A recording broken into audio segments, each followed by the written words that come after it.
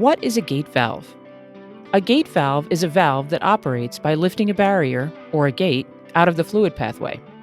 This form of operation allows gate valves to be either fully opened or fully closed. The operation principle of a gate valve is straightforward. When the gate component of the valve is raised, the valve is open and the fluid can flow through. When the gate of the valve is lowered, the valve is closed and the fluid cannot flow through. Gate valves are made up of multiple components, but there are a few key components that play a more important role than others. This begins with the body. The body is the component that holds all the operational parts inside.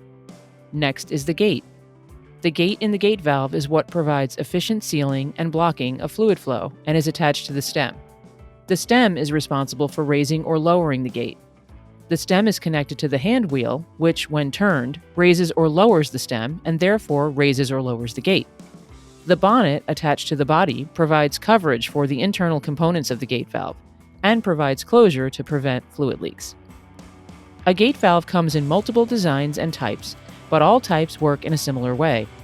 Gate valves provide one of the most basic working mechanisms of all valves.